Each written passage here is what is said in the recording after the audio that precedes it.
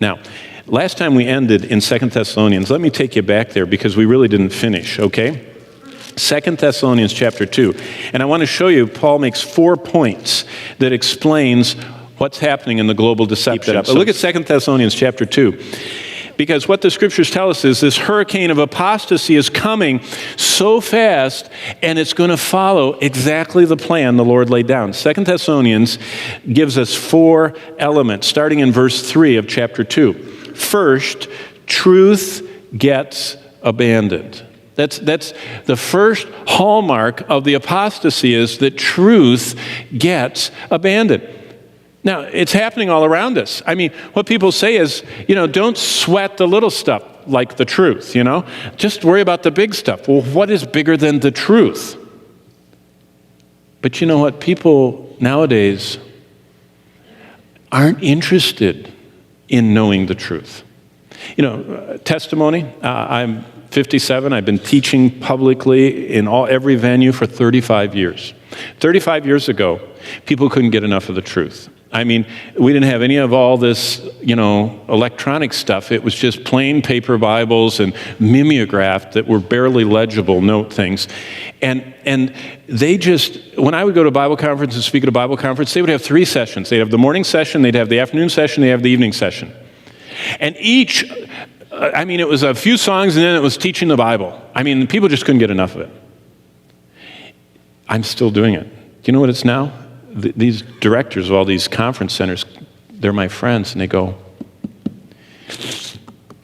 people back home only go for 15-minute sermons. 20 is a long one. They said, one of your messages is like a month of everything they'd get back home. And they said, and so what we're going to do is we're going to cut down and only have one a day. Because, people need to play golf and ride their scooters and, they don't come to a Bible conference for the Bible and for truth. They come to relax, and it's very not relaxing to sit and, so we're going to cut it down. And it's, people no longer love truth. They tolerate it. Look at the worship services. We call them worship services. Worship is spirit and truth, emphasis truth. But people want a show, and then they want a dollop of whipped cream at the end, little Bible something, it doesn't Bible light, just make sure it's light and just upbeat. Nothing heavy, nothing negative, nothing divisive. And look at what it says.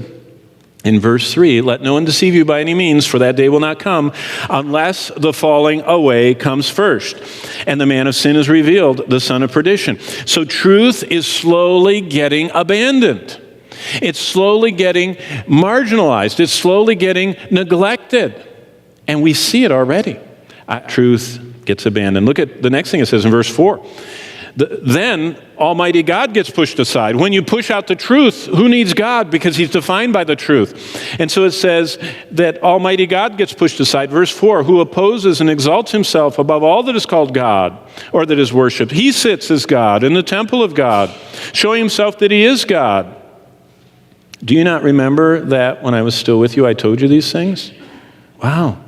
You know what verse 5 says? Gives us a little insight about what first century apostolic preaching was all about. What did Paul preach about? Paul was preaching to them about future events that impacted their present living.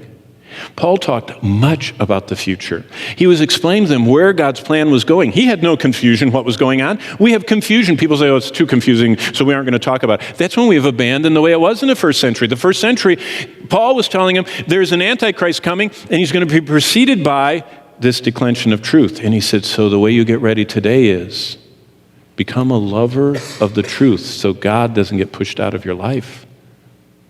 We have man-centered Christianity nowadays. It's personality, it's celebrity, it's people-driven that feel good, and so you begin to erode the connection.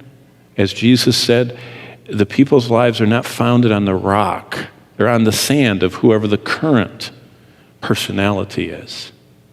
And that's why they get blown away. God gets pushed aside.